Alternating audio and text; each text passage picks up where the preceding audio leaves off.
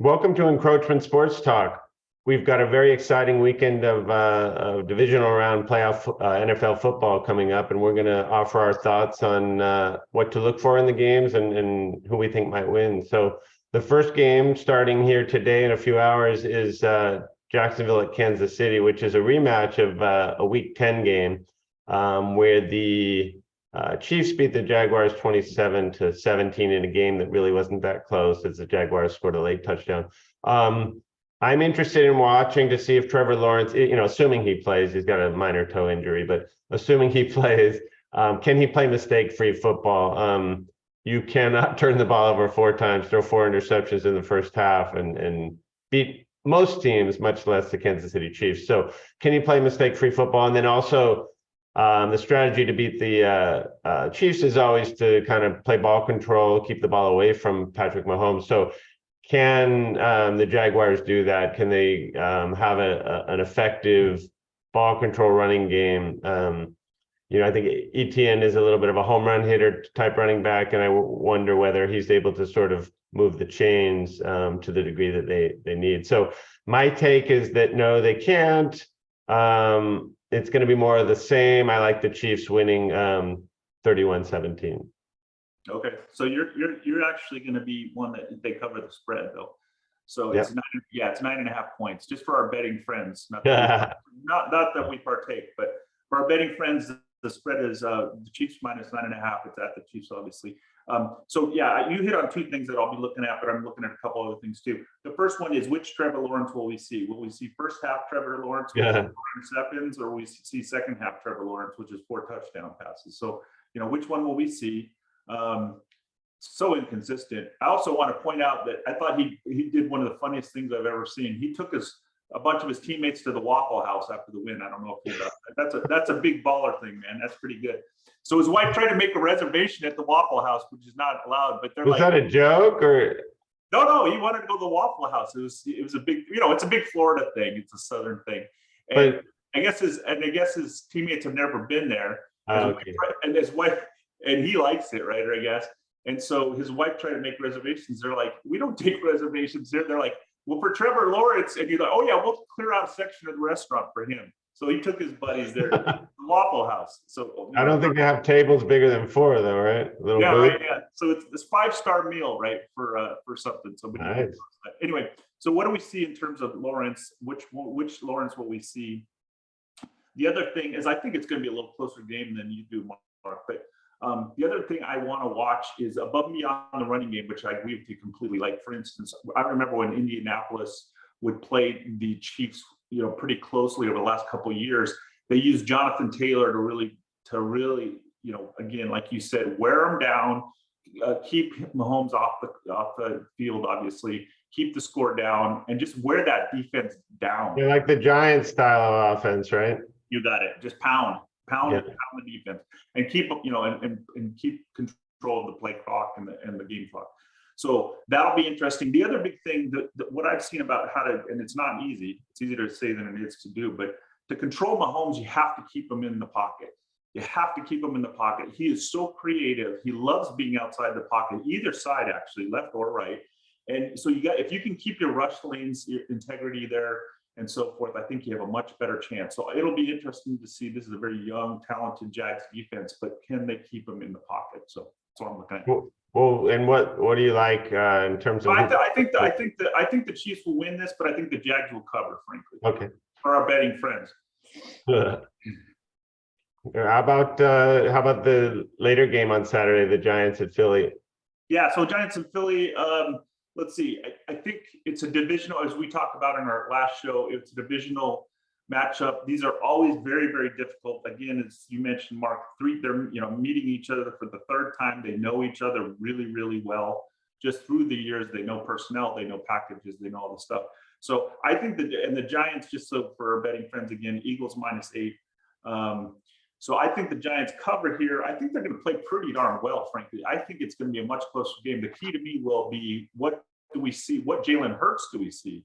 Is he the MVP candidate? He hasn't played in quite a bit. Apparently he's healthy, but he could be rusty.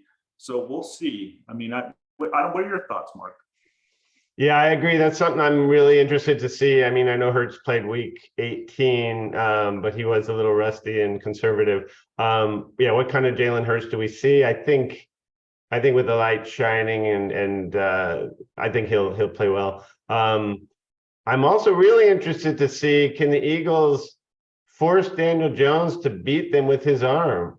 The Vikings played the opposite. Like, let's just back up. Let's give Jones, every receiver 15 yards of cushion so that when they catch the ball, like Jones was playing pitch and catch to wide open receivers.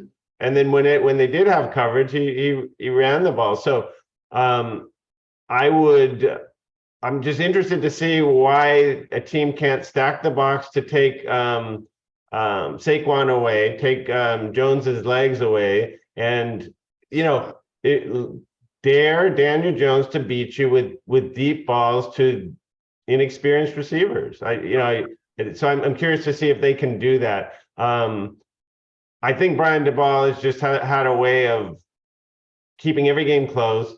I agree with you. I like the Giants to cover, but I like the Eagles to win 24-20. Oh, okay, good.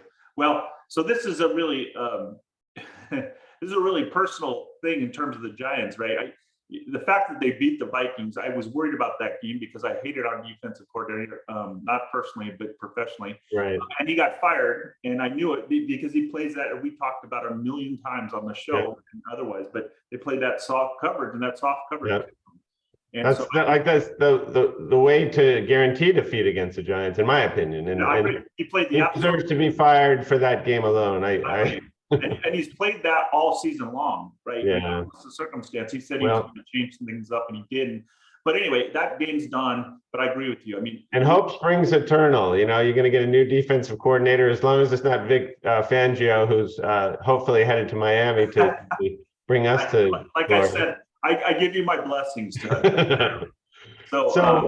So tomorrow's games, this is, to me, these two games, I think Saturday's a warm up for the game Sunday, which are the real behemoths and the real games that are must watch TV. Cincy at Buffalo, there's so many storylines here.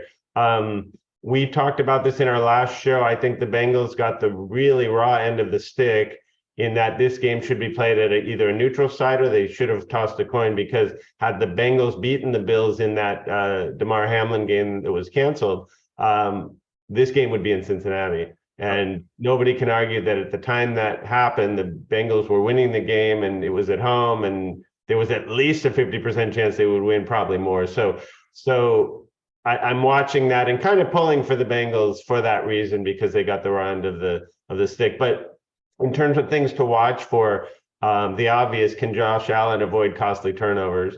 And can the Bengals keep Allen from hurting them with his legs? Let him beat you deep.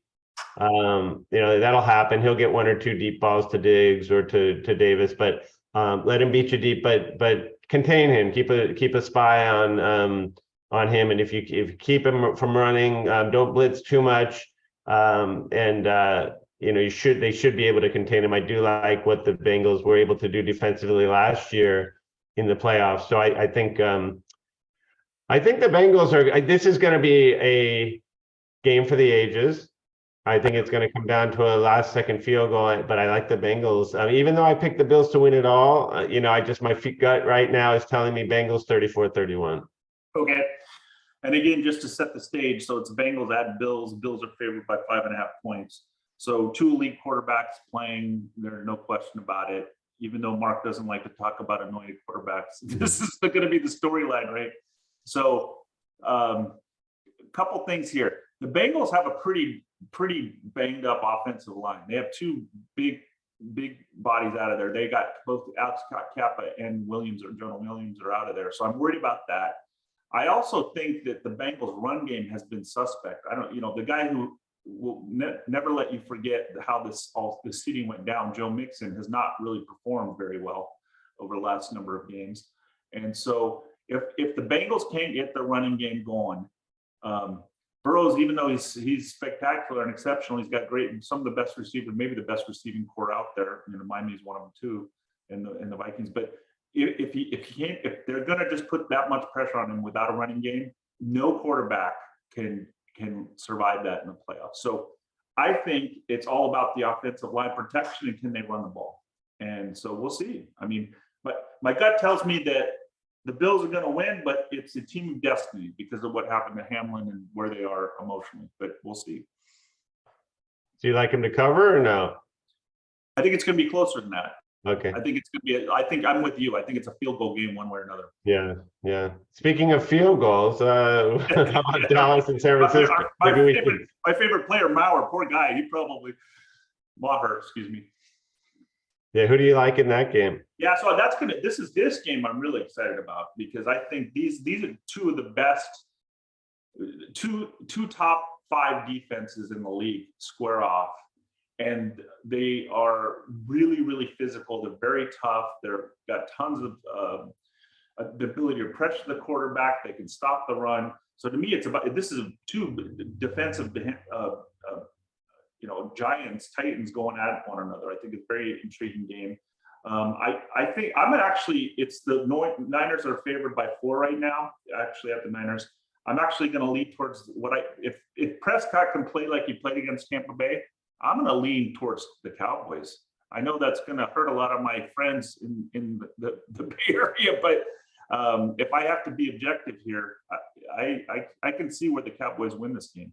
Yeah, I kind of, that's what my gut tells me too. I think it comes down to Dak Prescott versus Purdy because you have 2 defense that can get after the quarterback. I'm really interested to see what the Cowboys do to fluster Purdy. Well, Micah Parsons just and you got Lawrence and Armstrong and Barr. Yeah. I mean, you got. But I think Micah Parsons is a generational talent. He's got the stage. Let's see what he does. And I just think it's going to be enough. The different, with Micah Parsons. I mean, I know you have Bosa who's a similar kind of talent, but Dak versus Purdy. I think I always keep bringing up this analogy, but the clock's going to strike midnight on the Cinderella story, I think. Yeah, it's going to be one heck of a game.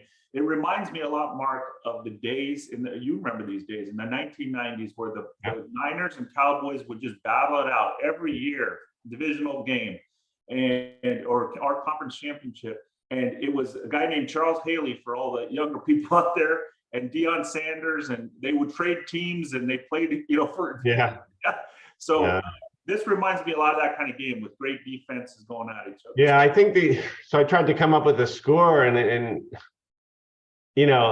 those Brett Maher's struggles are real. So that's the only, he could play a factor in this game, and it's going to be a tight, close game. I see it like 20-17, maybe 19-7, like some odd score, but he's going to miss extra points. And it's going to be it's going to be a game for the ages. And Sunday, if you have to do some errands this weekend and have to miss some of the games, do those on Saturday because you don't want to miss these games Sunday. So do the honey-do list on Saturday for sure.